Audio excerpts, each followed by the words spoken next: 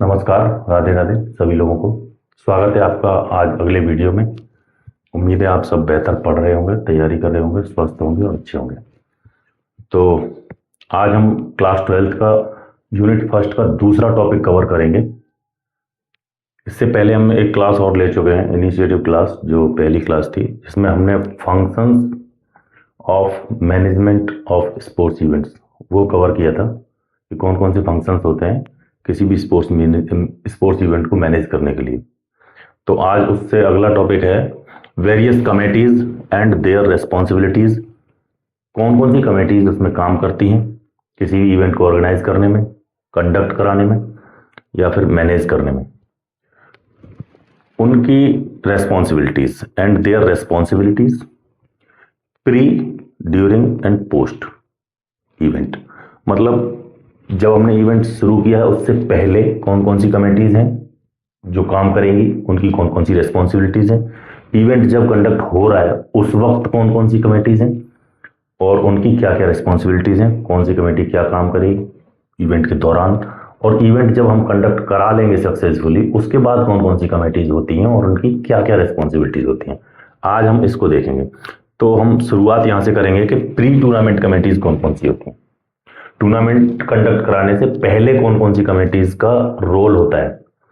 तो उसमें सबसे पहले आती है ऑर्गेनाइजिंग कमेटी, जो कि संगठित करती है पूरे टूर्नामेंट को या इवेंट को हम कहें तो। इसका काम क्या है? ओवरऑल प्लानिंग, पूरा प्लान करना, एक प्रॉपर किस तरीके से ब्लूप्रिंट तैयार करना, किस तरीके से हम उस इवेंट को कंडक्ट कराएंगे सक्सेसफुली, बजट, फाइनेंस, वो सारी चीजें, इन सब चीजों का एक प्रॉपर प्लान किया जाता है, वो ये करती है। कोऑर्डिनेशन बनाना आपस में और कंट्रोल करना, मतलब उसे ओवरऑल कंट्रोलिंग करना, जिसकी हम बात पिछले वीडियो में कर चुके हैं। कंट्रोलिंग कौन करता है, तो इसमें थोड़ा सा समझने की जरूरत है कि एक होता है डायरेक्टर, ओवरऑल डायरेक्टर, सबसे हायर अथॉरिटी जो होता है, वो उसका काम होता है डायरेक्ट करना पूरे इवेंट को। इवेंट डायरेक्टर होता है और वो हायर अथॉरिटी होता है, सबसे ज्यादा एक्सपीरियंस बंदा और हायर पोस्ट पे जो होता है वो डायरेक्टर होता है। उसके बाद होती है एक एग्जीक्यूटिव कमेटी, जिसमें एक्सपीरियंस्ड लोग होते हैं और सारे ही डिपार्टमेंट्स के, जैसे हम मान लो कि हम एग्जांपल लेते हैं किसी स्कूल का, तो सारे डिपार्टमेंट्स के एचओडीज उसमें होते हैं, जो सीनियर मोस्ट पर्सनल होते हैं, वो सब उसमें एग्जीक्यूटिव कमेटी में होते हैं। और उसके अंडर काम करती है ऑर्गेनाइजिंग कमेटी, और ये इसकी पूरे इवेंट के कंडक्शन की आत्मा है, मतलब ये मेन चीज है। ऑर्गेनाइजिंग कमेटी ही सारा कुछ कंट्रोल करती है। डायरेक्टर का काम होता है डायरेक्ट करना, निर्देशित करना कि कौन किसको क्या करना है, किसको कहां पे क्या करना है, उसको सबको निर्देशित करना। उसके बाद एग्जीक्यूटिव कमेटी का काम होता है सारी चीजों का सुपरविजन करना, कि कौन सी कमेटी क्या काम कर रही है, कौन उसे हेड कर रहा है, उन्हें गाइड करते रहना प्रॉपर, उन्हें मोटिवेट करते रहना। ये सुपरविजन का काम होता है एग्जीक्यूटिव कमेटी का। उसके बाद आती है ऑर्गेनाइजिंग कमेटी। तो हम इसमें यह भी ले सकते हैं कि उन दोनों का भी काम पहले ही है, हमें वो पहले डिसाइड करना पड़ेगा कि डायरेक्टर कौन होगा। कमेटी नहीं है, वो एक पर्सनल हो सकता है, अकेला ही बंदा होगा, वो हायर अथॉरिटी होगा। और हम ये भी डिसाइड कर सकते हैं कि एग्जीक्यूटिव कमेटी कौन सी है, उसे भी। और उसके बाद हम ऑर्गेनाइजिंग कमेटी की बात करते हैं, तो ये ओवरऑल प्लानिंग करती है, पूरे इवेंट को ऑर्गेनाइज करने का जो प्लान है उसको करती है, कोऑर्डिनेशन सुनिश्चित करती है, समन्वय, आपस में तारतम्य उसको सुनिश्चित करती है, और ये कंट्रोल प्रॉपर बना के रखती है पूरे उस पर। तो इसकी जिम्मेदारी ये पहले से होती है कि हम उसे कैसे कंट्रोल करेंगे। ये प्री टूर्नामेंट कमेटी है। दूसरी है फाइनेंस कमेटी। तो फाइनेंस कमेटी, जैसे इसके नाम से ही पता चल रहा है, ये बजट प्रिपेयर करते हैं, बजट प्रिपेरेशन एंड एक्सपेंडिचर, कितना खर्चा होगा वो सब यही मैनेज करेंगे, यही सारा हिसाब किताब रखेंगे, और एक प्रॉपर बजट भी बनाएंगे कि ओवरऑल हमारे पास कितना खर्चा होने वाला है इस इवेंट में। उसका बजट भी पहले से तैयार करेंगे ये टूर्नामेंट होने से पहले, और एक्सपेंडिचर का भी अंदाजा लगाएंगे कि कितने खर्चे यहाँ होने वाले हैं। इस कमेटी का काम ये होता है। तीसरी है, बहुत इंपॉर्टेंट है ये, पब्लिसिटी कमेटी। पब्लिसिटी मतलब एडवर्टाइजमेंट का काम रहता है इनका। तो इसका काम है publicity through the media, media के थ्रू, चाहे वो इलेक्ट्रॉनिक मीडिया हो, चाहे प्रिंट मीडिया हो, चाहे सोशल मीडिया हो, आजकल ये भी बहुत ज्यादा ट्रेंड में है, सोशल मीडिया हो, सबके दौरान, मतलब उसकी इवेंट की डेट, वेन्यू, उसमें कौन कौन से प्रोमिनेंट प्लेयर्स खेलने वाले हैं, इन सब चीजों की इंफॉर्मेशन पास आउट करते हैं पहले से ही। पब्लिसिटी करने के लिए पब्लिक रिलेशन बनाते हैं, उन ज्यादा से ज्यादा लोगों को पता चले कि ये इवेंट होने वाला है, बड़ा मेगा इवेंट होने वाला है, तो उसकी पब्लिसिटी करने का काम इस कमेटी का होता है। मीडिया के थ्रू करते हैं, प्रिंटिंग करते हैं, डिस्ट्रीब्यूटिंग करते हैं पोस्टर्स की, पोस्टर्स भी छपवाए जाते हैं, उन्हें डिस्ट्रीब्यूट कराया जाता है। ये सारा काम पब्लिसिटी कमेटी का होता है। इसके बाद आती है टेक्निकल कमेटी। ये भी बहुत ज़्यादा इंपॉर्टेंट है। ये उस पर्टिकुलर इवेंट का या फिर स्पोर्ट्स इवेंट का या किसी मीट का फिक्सचर तैयार करते हैं कि वो नॉकआउट बेस पे होगा या लीग बेस पे होगा या लीग कम नॉकआउट होगा या कॉम्बिनेशन किसी भी तरह का होगा, वो किस तरह का होगा और उनके कौन सी टीम जितनी एंट्रीज हैं उनको ये लेंगे और एंट्रीज के आधार पर पहले से फिक्सचर बना के रखेंगे। सबको टूर्नामेंट शुरू होने से पहले ये सुनिश्चित करके देंगे कि किसका मैच किस वेन्यू पे किस डेट में है, ये ही निर्धारित करेगा फिक्सचर। तो ये इनका काम है फिक्सचर बनाना। दूसरा रूल्स में यही बताएंगे, उन्हें कन्वे करेंगे प्रॉपर उस मीट के कौन कौन से रूल हैं, कौन कौन से रेगुलेशंस हैं जिन्हें फॉलो किया जाना मतलब हमें सुनिश्चित करना है, और स्मूथ कंडक्ट भी यही कराएंगे। मतलब ये इसमें ज्यादातर टेक्निकल में वो लोग होते हैं जो प्रोफेशनली इवेंट को कंडक्ट कराते हैं, टेक्निकल नॉलेज जो रखते हैं पर्टिकुलर किसी भी गेम की, जिसकी गेम की हम स्पोर्ट्स मीट करा रहे हैं या फिर एथलेटिक्स की करा रहे हैं तो एथलेटिक्स के जानकार लोग होंगे, प्रोफेशनल्स होंगे। फुटबॉल की करा रहे हैं तो फुटबॉल के रेफरी, एम्पायर्स और ये सारे सब इसमें होते हैं जो कि प्रोफेशनली स्ट्रांग होते हैं किसी भी कंडक्शन के लिए स्पोर्ट्स इवेंट के। उन्हें सारी जानकारी होती है, रूल्स एंड रेगुलेशंस की, पिक्चर की और ये सारी चीजें। इसमें हम कह सकते हैं physical education teachers, coaches, umpires, referees, ये सारे इसमें आते हैं। और परचेज कमेटी होती है एक, इससे पहले ये इसका भी काम प्री है, मतलब पहले का ही काम है, टूर्नामेंट या इवेंट से पहले का काम है इसका परचेज कमेटी का। ये परचेज करेगी इक्विपमेंट्स, जो भी इक्विपमेंट्स हमें चाहिए होंगे उसमें उनको सबको परचेज करेंगे। ये बजट इन्हें यहाँ से प्रोवाइड कराया जाएगा फाइनेंस से, ये पहले ही प्लान कर चुके हैं कि क्या क्या चीजें हैं, इनसे इंफॉर्मेशन लेंगे, उसके हिसाब से बजट बनाएंगे, ये इनपुट देंगे इसमें बजट में, और फिर ये परचेज करेंगे इक्विपमेंट्स को और अदर आइटम्स रिक्वायर्ड, जो भी और चीजें जरूरी हैं उनको भी ये पहले से खरीद के रखेंगे, पुख्ता इंतजाम करके रखेंगे। तैयारी के लिए, किसी भी इवेंट की तैयारी के लिए प्री कमेटीज ये होती हैं, मेनली इनका काम होता है। और जो दो बताई हैं जो हायर होती है, एग्जीक्यूटिव और डायरेक्टर, वो भी इसी में आते हैं। वो पहले हैं, उसके बाद फिर ये हैं। ये असल में एग्जीक्यूट करने वाले हैं, वो उसे सुपरविजन और डायरेक्ट करने के लिए है। एग्जीक्यूशन यहीं से होता है मेनली, तो मेन बॉडी यही है जो कि टूर्नामेंट से पहले हमें बहुत ज़्यादा ज़रूरत है इन कमेटीज़ की, इनकी बहुत बड़ी रिस्पॉन्सिबिलिटीज़ हैं। तो इनकी रिस्पॉन्सिबिलिटीज़ ये हैं, कमेटीज़ ये हैं। तो अब हम देखते हैं कि ड्यूरिंग टूर्नामेंट कमेटीज़ कौन कौन सी हैं। जब कोई भी इवेंट या टूर्नामेंट या फिर स्पोर्ट्स मीट जब ऑर्गेनाइज हो रही होती है तब कौन कौन सी कमेटीज़ होती हैं और उनकी क्या क्या रिस्पॉन्सिबिलिटीज़ होती हैं, तो इस पर हम निगाह डालते हैं, इस पर डिस्कस करेंगे। सबसे पहली होती है रिसेप्शन कमेटी। इसका काम होता है रिसीव करना, वेलकम करना, वो जहां पे भी आ रहे हैं लोग स्टेशन पे या फिर रेलवे स्टेशन पे या बस स्टैंड पे, कहीं पे भी आ रहे हैं उनको वेलकम करना, रिसीव करना, और उनको ये बताना कि उनकी बोर्डिंग और लॉजिंग कहाँ पे है। ये काम इनका है।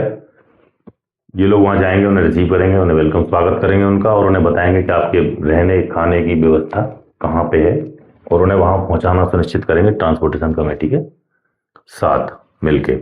दूसरी है ट्रांसपोर्टेशन कमेटी। जैसे जैसे इसका नाम है ट्रांसपोर्टेशन कमेटी, तो इसका काम रहता है कि उनको स्टेशन से जहां पे उनके रुकने की एकोमोडेशन की व्यवस्था है वहां पे पहुंचाना, और वहां से जहां स्पोर्टिंग इवेंट्स कंडक्ट हो रहे हैं उस वेन्यू पे पहुंचाना, और फिर वहां से उन्हें वापस लेके आना, चाहे वो पार्टिसिपेंट्स हों चाहे ऑफिशियल्स हों जो कंडक्ट करा रहे हैं, उन सबको लाना ले जाना, ये सारी जिम्मेदारी ट्रांसपोर्टेशन कमेटी की होती है। टाइम टू टाइम उन्हें वहां पहुंचाना और उन्हें लेके आना वहां से। तीसरी है बोर्डिंग एंड लॉजिंग कमेटी।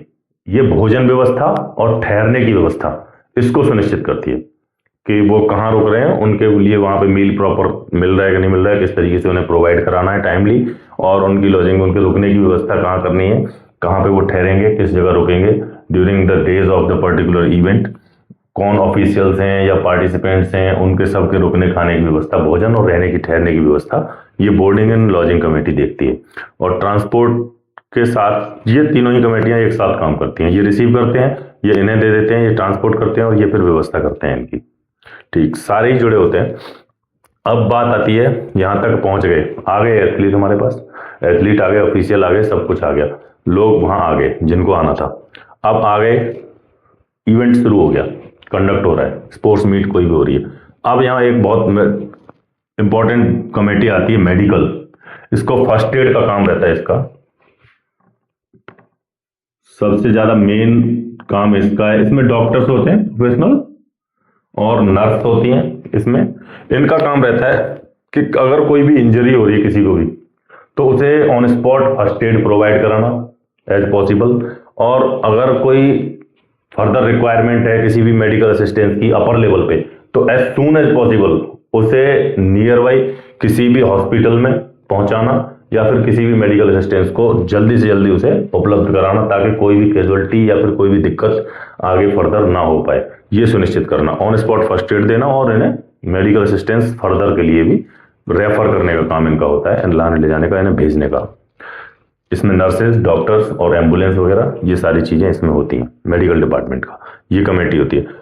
तीसरी होती है टूर्नामेंट कमेटी। दरअसल ये अभी हमने जिसकी बात की थी ये वही कमेटी है, इसका ही नाम टूर्नामेंट कमेटी भी बोल देते हैं, इसको टेक्निकल कमेटी भी बोलते हैं। इसका काम होता है फिक्सचर बनाना और जो जो लोग आए हैं उनको सबको उसे प्रोवाइड कराना, उनके संज्ञान में लाना कि किसका मैच कब है और किसकी ड्यूटी, किस ऑफिशियल की, किस एम्पायर की, किस रेफरी की ड्यूटी किस मैच में कौन से वेन्यू पे कहां पर है। ये सारी चीजें इनको करानी होती हैं, बतानी होती हैं और इन्हें रूल्स भी बताने होते हैं और टाइम भी बताना होता है कि कब कहां कैसे होगा, ये सारी चीजें। और इन्हें सेफ्टी भी सिक्योर करनी होती है कि वहां किसी के चोट ना लगे, सारी व्यवस्थाएं अच्छे से चलें, स्मूथ कंडक्ट हो, टाइमली कंडक्ट हो। तो ये बहुत इंपॉर्टेंट कमेटी है टेक्निकल कमेटी, सारे काम इनके होते हैं। जो मेन जो पार्ट है किसी भी इवेंट का, स्पोर्ट्स मीट का, वो है इवेंट।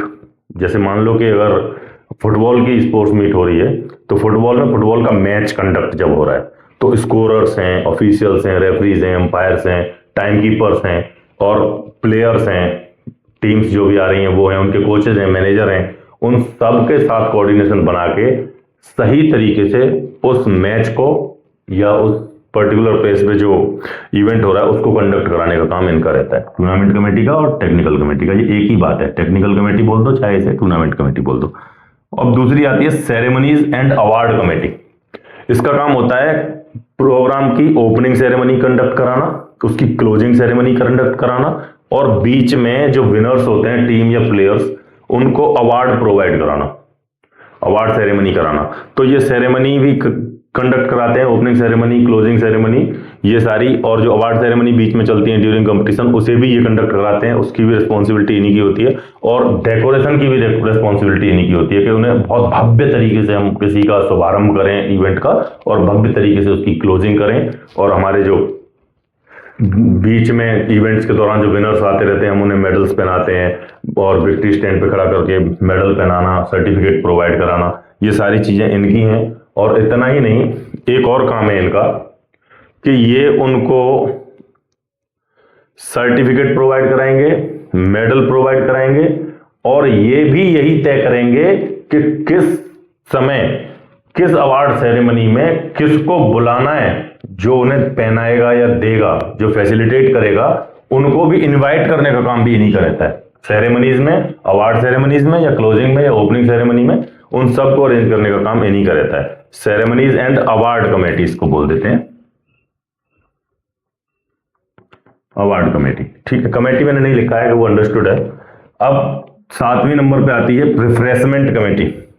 ये तय करती है इवेंट के दौरान के प्रॉपर इलेक्ट्रोलाइट्स, पानी, ड्रिंकिंग वाटर और सारी चीजें और जूसेस और रिफ्रेशमेंट, ये सारी चीजें प्लेयर्स को, ऑफिशियल्स को, इन सब को प्रॉपर टाइम पे मिलती रहें।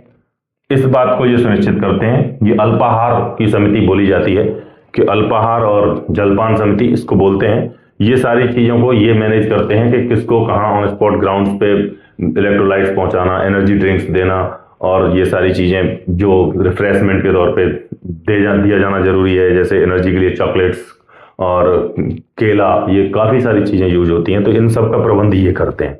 तो ये काम रहता है रिफ्रेशमेंट कमेटी का। तो इतनी कमेटी मेन है जो during competition, during the event, during the tournament और ड्यूरिंग द स्पोर्ट्स मीट को हम कुछ भी कह सकते हैं, उसके दौरान इनका काम बहुत ज्यादा रहता है। इनके बगैर इवेंट का कंडक्शन संभव नहीं है।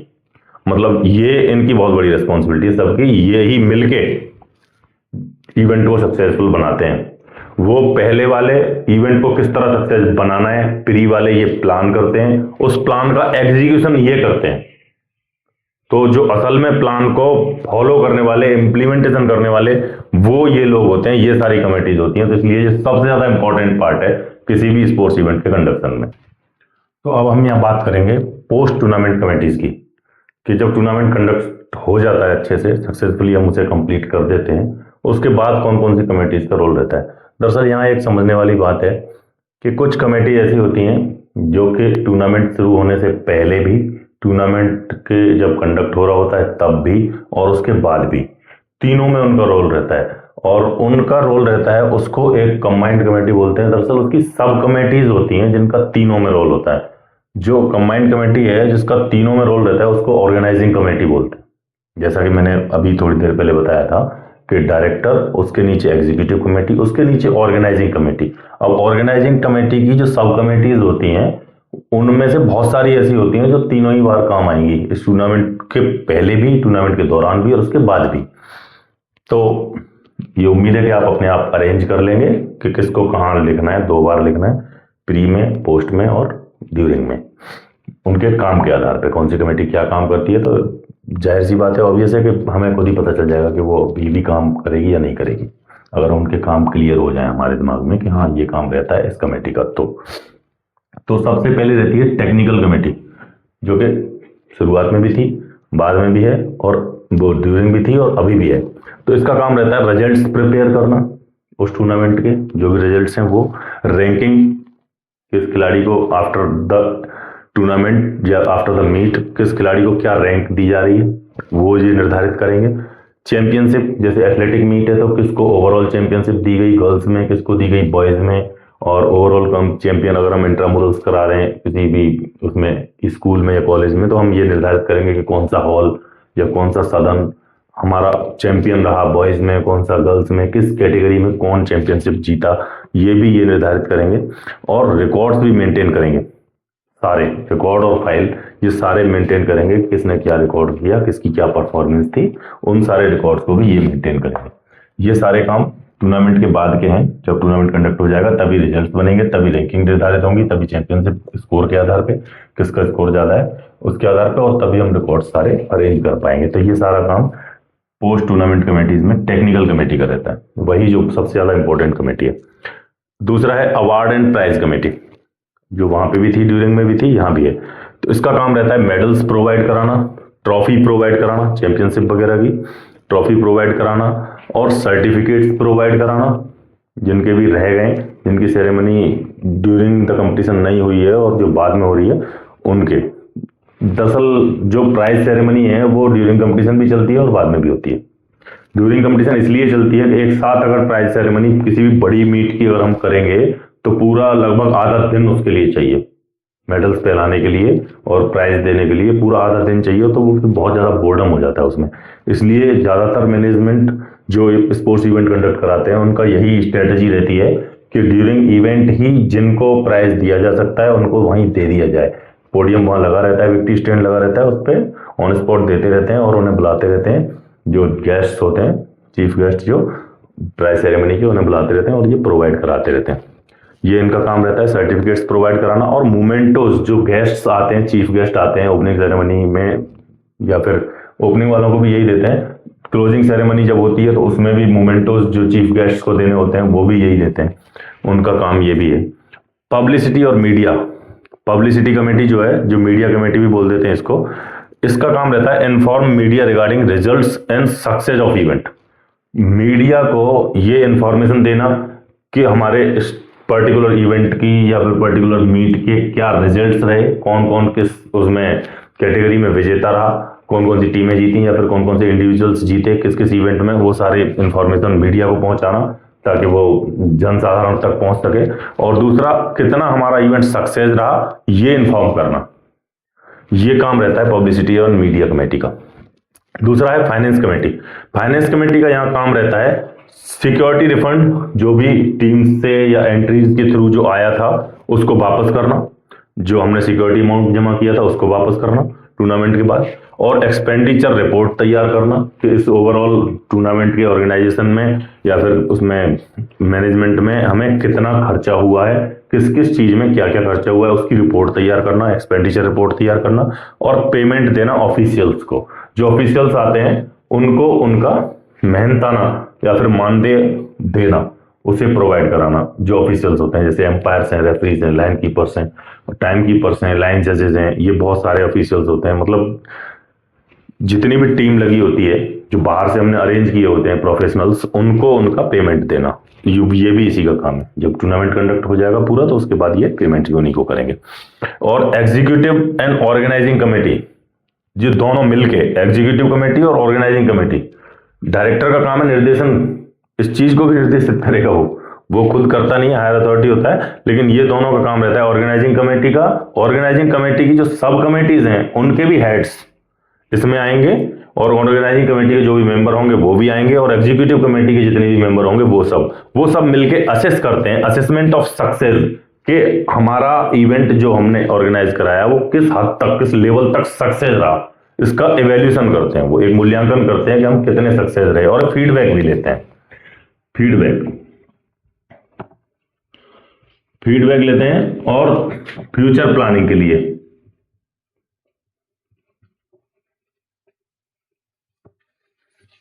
ये फीडबैक लेते हैं कि ये किस तरह का रहा, इसमें क्या क्या त्रुटियां रही जिन्हें हम सुधार सकते थे, और कौन त्रुटि भी जरूरी नहीं कि कोई गलती हुई हो, एरर हुए हो। हाँ, ये फीडबैक का मतलब ये भी होता है पॉजिटिवली अगर हम लें तो इसमें और क्या अच्छा कर सकते थे हम, इस पे भी विचार विमर्श किया जाता है, जिससे कि फ्यूचर प्लानिंग हो सके कि आगे हम कोई इवेंट कराएं तो इस बार की अपेक्षा उसमें कौन कौन से सुधार किए जा सकते हैं। तो ये था आज का टॉपिक। उम्मीद है कि आपको बेहतर समझ में आया होगा। अब जब यहां तक आ गए हो वीडियो में तो एक बात और मैं कहना चाहूंगा 12th के बच्चों से जो बोर्ड एग्जाम्स की प्रिपेयर कर रहे हैं, कि हमारे लिए अच्छे मार्क्स लाने के लिए न केवल फिजिकल एजुकेशन में बल्कि हर सब्जेक्ट में एक चीज जरूरी है जो हमारे पास होनी चाहिए। एक तो हमारे पास होनी चाहिए भाषा, लैंग्वेज। मतलब मैं जो भी सोच रहा हूं, विचार कर रहा हूं, जो मेरे थॉट्स हैं, उनको मैं किसी भी लैंग्वेज में जो रिक्वायर्ड है, इंग्लिश में है या हिंदी में है, हम किसी भी मीडियम में उसे लिखना चाह रहे हैं या बोलना चाह रहे हैं, तो उन्हें मैं बोल सकूं, मेरे पास वो शब्दकोश हो, वोकेबलरी हो, जिससे मैं उसे बता सकूं या फिर कह सकूं या लिख सकूं। एक तो ये क्षमता अपने अंदर डेवलप करनी है आपको, ये आपको सफलता दिलाएगी। सबसे ज्यादा मार्क्स जो गेन करने का तरीका है वो ये है, और इसके अगला दूसरा जो मैं बोलने वाला हूं वो है, अब आपको आता है, आपके पास वोकेबलरी है, आपके पास लैंग्वेज स्ट्रांग है आपकी, ठीक है। अब दूसरी चीज है प्रेजेंटेशन। ये दो ही चीजें आपको मार्क्स दिलाती हैं। एक तो मैं जो सोचता हूं, जो मैं समझता हूं, किसी भी कंसेप्ट को जो मैं समझ गया हूं उसे मैं एक्सप्लेन कर पाऊं, लिख के, बोल के, कैसे भी, उसके लिए मेरे पास प्रॉपर एक भाषा होनी चाहिए कि मैं अपने शब्दों में लिख पाऊं, रटने के बजाय मैंने बुक से रट लिया या कहीं और से रट लिया। इससे अच्छा यह है कि मैं किसी चीज को समझूं और उसे अपने शब्दों में एलेबोरेट कर पाऊं। ये क्षमता डेवलप करनी है। पहला, इसकी प्रैक्टिस करनी होती है कि हम किसी भी कंसेप्ट को समझें और फिर उसको अपने शब्दों में लिखें, और जब हम उसे दोबारा पढ़ते हैं तो हमें पता चलता है कि इसमें क्या क्या और मैं भूल गया हूं या मैंने छोड़ दिया है, जिससे अगली बार मैं नहीं छोड़ूंगा। ऐसा हम 2-3 बार करेंगे तो वो कंसेप्ट एकदम क्लियर हो जाता है, उसे फिर कहीं भी याद करने की और रटने की जरूरत नहीं रहती। अब दूसरी चीज, वो और इससे भी ज्यादा इंपॉर्टेंट है, हमारे पास एक्सप्लेन करने का तरीका आता है, सब आता है, हमारे पास भाषा भी है, लेकिन प्रेजेंटेशन बहुत ज्यादा मायने रखता है कि जो इंफॉर्मेशन, जो भी कंसेप्ट आपका है, आप उसे कितने सुंदर तरीके से प्रेजेंट करते हैं इन ए प्रॉपर ऑर्डर, कि कौन सी चीज कहां रखनी है, कब किसके बाद क्या बताना है, किस तरीके से बताना है, किस तरह से हेडिंग देने हैं हमें, और किस तरीके से फ्लो चार्ट्स और वो सारी चीजें उनको अरेंज करना है, जिससे कि एक प्रॉपर प्रेजेंटेशन हो, अच्छी प्रस्तुति हो। मतलब कॉपी देख के बंदे को लगे, जो एग्जामिनर कॉपी जांचने वाला है, उसे लगे कि हाँ, एक वेल मैनर्ड तरीके में किसी चीज को, किसी कंसेप्ट को प्रेजेंट किया गया है। तो ये दो ही गुण किसी भी बच्चे में डेवलप हो जाएंगे तो वो हर सब्जेक्ट में अच्छी मार्किंग लाएगा, ऐसा मेरा मानना है। धन्यवाद। राधे राधे।